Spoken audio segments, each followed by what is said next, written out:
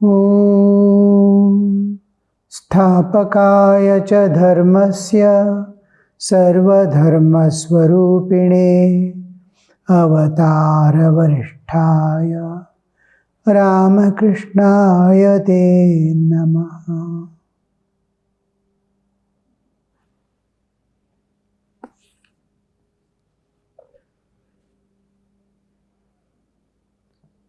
Sri Ramakrishna is continuing speaking to other devotees. I noticed the other day that Baburam, Bhavnath and Harish have a feminine nature. In a vision, I saw Baburam as a goddess with a necklace around her neck and with women companions about her. He has received something in a dream. His body is pure.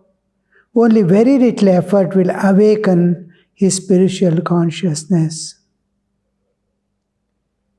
An important factor Sri Ramakrishna is presenting: the balanced existence of feminine and masculine aspects of nature. Some are powerfully masculine, some are powerfully feminine, but there are a few who have a balanced nature. Nature, when we say, here Sri Ramakrishna is telling, notice Baburam, Bhavnath and Harish have a feminine nature. Nature means where feminine nature is mainly feeling concern about others, offering affection, caretaking, nursing, all these qualities, wherever there is need, and less expectations, and more of service and sacrifice. In case of masculine nature, it is to possess, to earn, to have, and there the physical enjoyment part is stronger in men and possessiveness is more. And in women, sacrifice, tyaga sharira and bhoga sharira. Women have tyaga sharira and bhoga sharira. Here Sri Ramakrishna is speaking about the not existential part but the nature. Nature, what is I express, my characteristics, how I walk, how I feel, how I talk to others. Feminine nature, especially our Indian context, it is very clear the distinction between. And where the women has maintained her own nature, original nature. If a person is changed, if the circumstances change, the same woman can become a tigress. Same woman can become a saintly person.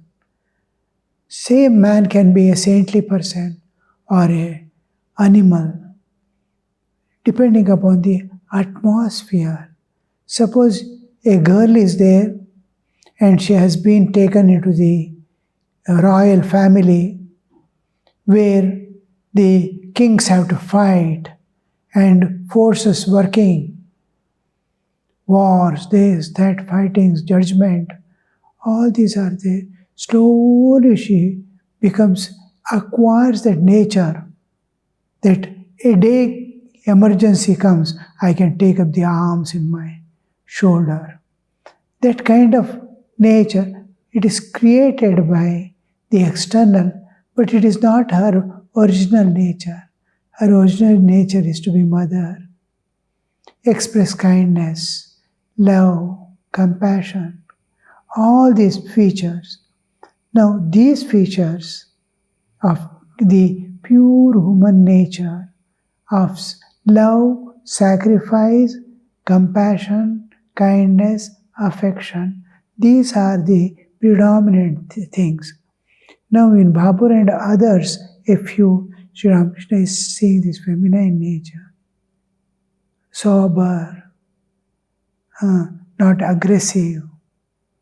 So women are there who are aggressive, but they have acquired the man's nature.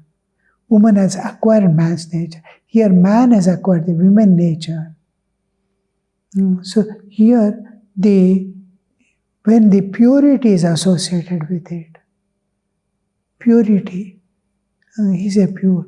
He got something in dreams, Sri Ramakrishna says, maybe a mantra or some grace of the Divine Mother, revealing some secrets of sadhana or anything. And then, or Sri Ramakrishna himself must have bestowed. We do not know what was the dream and what she got. But he is telling that it is pure soul. How the purity is mentioned? Your dreams are always clear and divine. Always. I see a few people, both men and women, they get fine dreams every day almost. Going to the temple, doing bhajans, some fine nature wherein they are getting lost in the external awareness of the beautiful nature. Such thing, constructing some things which are of social benefit. All these things show what is inside. When the bad and terrible dreams come, the unconscious mind, the state of unconscious mind is depicted in dreams. So there we see the difference. And in external nature also. Towards the enjoyment, their mind doesn't go. When we say purity, the mind is not attracted by the glamour of the external world, or materialistic tendencies do not bind those souls. So that is the main nature. They are not after enjoyment, but they are after divinity and service and sacrifice. So that is the purity. The body is pure. Only very little effort will awaken his spiritual consciousness, because tremendous purification a person needs. Thorough lives after lives, they have acquired the momentum to run towards a world that has to be slowly, that has to come down.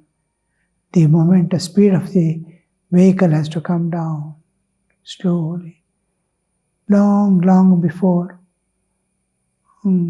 decades before, a person came from Himalayas and he wanted to lead a higher life. I was there in Himalayas in a hidden cave for many years, and he came here. He said, I have not given this body any time for any enjoyment. I was so much pleased to hear this word from a young man around 30-35. I have never given this body from my early days of boyhood. I have not given this body for any kind of enjoyment. What a expression, what a word. How that body could be so pure. That body itself is not given for enjoyment. Such a pure soul. Here Sri Ramakrishna uses the not pure soul, but pure body. Because purity as karma enters through the bodily existence, these karmendriyas are pertaining to the physical body. So jnanendriya pertains to the subtle body. Pancha jnanendriyas, which perceives the shabda, sparsha, rupa, rasa, gandha. They belong to the subtle body, sukshma sharira. It is governed or received by mind. What it perceives is received by mind. Mind and senses belong to the subtle body. The karmendriyas, organ of action and body, they belong to the physical level. So physical purity is to the mental purity, to the scholastic purity. Then spiritual awakening will be very fast and clear. You see, I am having some difficulty about my physical needs. It will be nice if Baburam lives with me. The nature of these attendants of mine is undergoing a change. Latu is always tense with spiritual emotion. He is about to merge himself in God.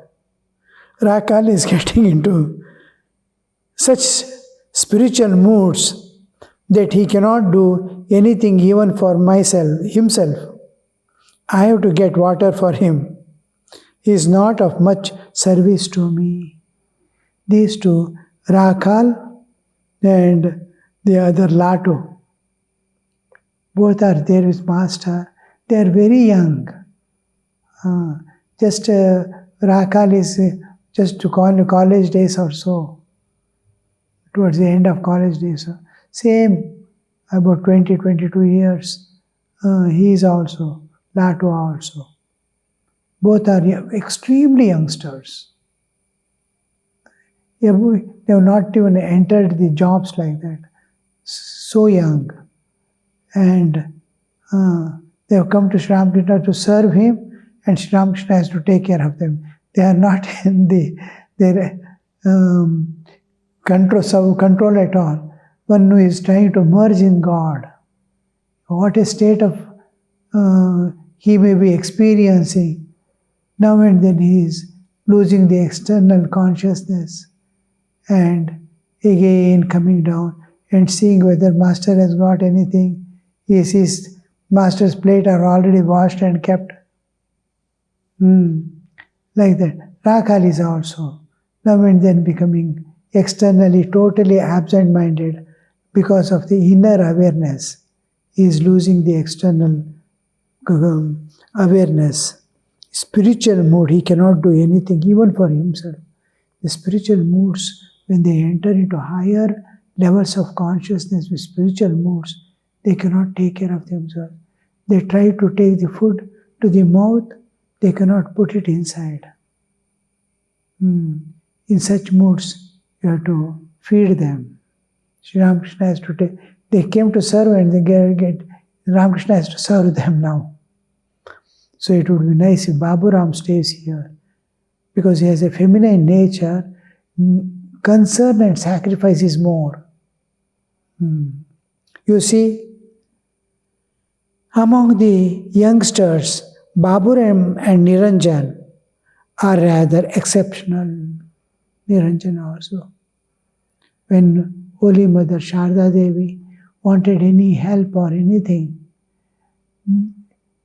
the Thakur has to send the purest person to help her in their work. So Baburam and Niranjan, Baburam was always there to serve Holy Mother. So also Niranjan. If other boys come in future, they will, it seems to me, receive instruction and then go away. They won't stay, they will come, take the instructions, guidance, this, that, and go to renounce and stay with the Master. Almost all who have come now, that particular batch, they will have the beautiful setup. They live together, they grow together, they sacrifice together, they attain together and give together to the world and go. The 16 sannyasi disciples, the inner circle.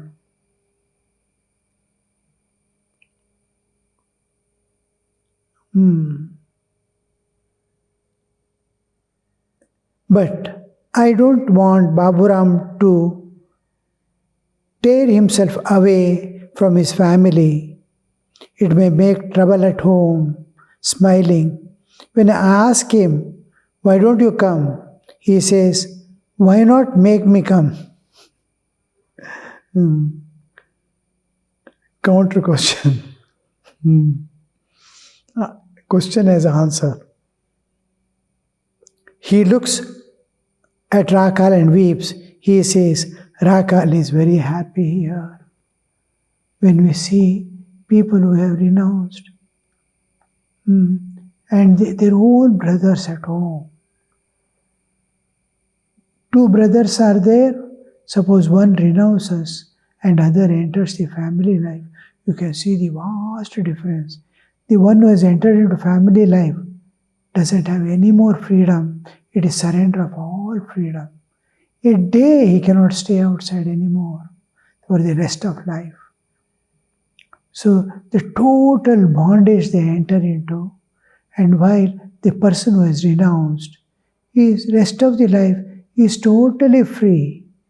He lives with other renunciates, enjoys and fun and makes, serves the people, serves God, lives a beautiful life, exemplary life, and what he has to give to the world, gives what he has to earn, earns and goes away.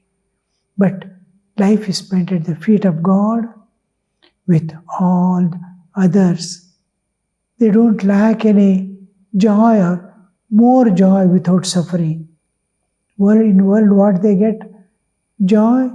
This is more joy and no suffering. There, every joy is associated with lot of bondage and suffering. So that is the vast difference it makes. But he doesn't want the family to be affected by any way. Sri Ramakrishna is very careful. Suppose there are two children, both want to renounce. He asks one of them to stay with the parents. The other can renounce. So that is also a service to God. If one can look after the parents as veritable gods, God Himself, then there won't be a much problem. But it's very difficult to see because we have some demands and expectations which are not there. Then the conflict comes. Oh, I'm spending my life I'm wasting my life here. Who doesn't deserve? Like Krishna says, Ashocha nanvashochastvam prajnavadam shabhashase. For whose sake you should not weep, you are weeping. Like that the feeling comes. Whom for am I doing? These people do not deserve even my services. After some time we start feeling disgusted because ideal is not shown by the people at our home. All things, they have to manage their own affairs. They have their own problems, difficulties. Nobody wants to sacrifice. All these problems appear. So we can't see God in them.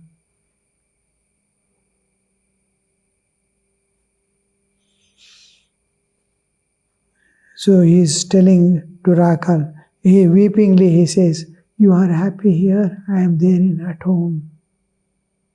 Same thing happens when the course reverses. Parents forced one son to join the monastery at Bailurmath. And he was not willing. He had deep attraction for the world and worldly enjoyments. Father and mother forced him, look at all other boys. 3 people of your friends have joined already. Then they somehow convinced him and left and came home. He was weeping and spending the days there. Then after a week, the seniors saw and asked, what is your problem? He said, my parents are enjoying there and they put me in the prison here. Exactly opposite. I am there in the prison. Baburam is telling, Rakal is very happy here. Baburam is telling, you are happy here and I am in the prison house there. The one who is forced to join, he will be weeping and telling, my father is enjoying there and he has put me inside the prison house here. So the inner awakening inner urge. The Sri Ramakrishna used to say, Bhoger ante jog hobe. At the end of he must finish his enjoyments of the world and know what it is. Oh, this is for momentary enjoyments. I'm going to be imprisoned for the whole life. Is it worth? He has to decide. And from deep inside, when the desires are fulfilled and seen through, he feels disgusted. Why did I seek these things at all in my life? I never knew. They repent, all people who have entered the family life, except a few who has done great meritorious acts in the previous life. All others repent for having entered into the family life. One problem or other, when he thinks one problem is going away, two problems appear. So there is no more peace in the family life, but one holding on totally to God and Bhagavad Avalambana, taking refuge, offering totally himself to the divine and calling upon God. You help me. And forgetting the world, the attention to the world is decreased and limited to only needs of life and concern and duties and responsibilities. And then rest of the time is calling on God. And depending on God, he is doing all the activities as a worship unto them. Then there is no fear. He is free. The main thing is, am I associated wherever we are, whether a sannyasi or a brahmachari or a grahastha, whatever be the status and background, am I associated with a God? Whenever we dissociate from God, the problem comes. As long as we are part of God, always we have to remember at all times in the background of divine, all our life and play must go on. And as God as the center of action, God is the center of, no, not self-centered, God-centered life. All are living self-centered life, including sadhaka. He is the center, he is doing the sadhana. Can you shift this I to the God? He is getting it done. I don't do. Please help me, Lord. The attitude of surrender all the time. And I cannot separate from Him, that awareness. So God is the center when we do. I am totally safe. And like climbing a escalator at high speed, it takes us without any efforts. My efforts is zero. The God's effort is the whole thing. He is driving, He is carrying. I am in the drift of the God. So when the centers changes and I do the same activities and work and looking out of the family and all the both spiritual and secular go together with the same smoothness and same speed. Everything is being fulfilled. I have not kept any, last you will feel, I have not kept any duty pending or responsibility undone. I have done everything by grace of God, and I could attain to. Wherever we are, we must remember that my dependence on God is 100%.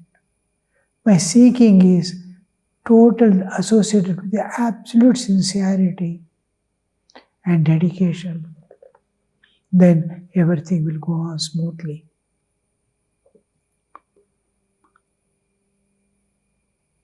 Rakhal now lives here as one of the family. I know that he will never again be attached to the world. He says that worldly enjoyments have become tasteless for him. His wife came here on her way to Konnagar. She is 14. He too was asked to go to Konnagar, but he did not go. He said, I don't like merriment and gaiety. Just see the young, just entered into youth, full of energy and strength and capacity to enjoy. Only desires are not there. All things are there. Ashishto, balishto, dridishta. His ashish, the desires are of the divine nature. He wants to transcend the nature and go beyond. Others want to yield to the nature and fall.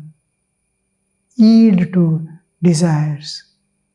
Some have that tendency to go up.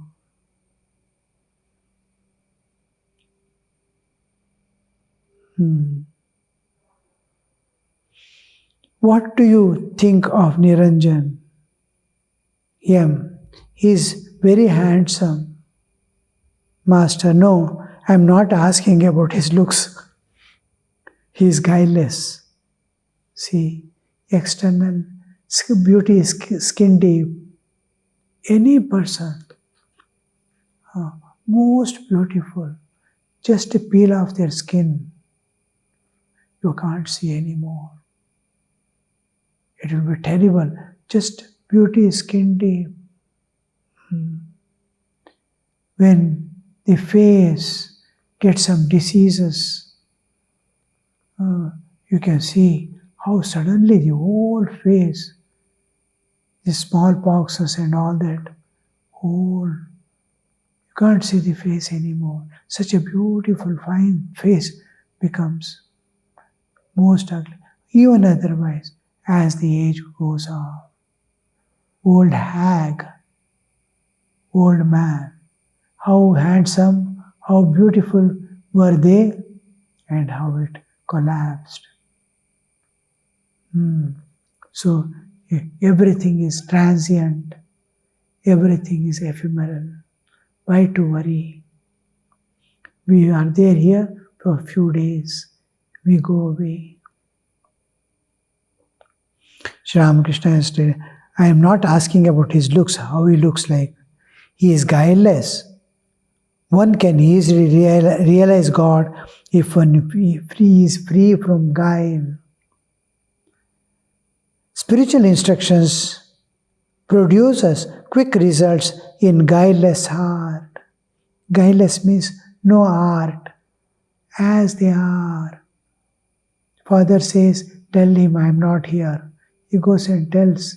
Father told he is not there. That is guileless.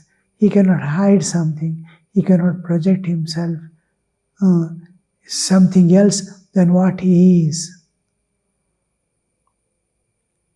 Such heart is like cultivated land from which all the stones have been removed.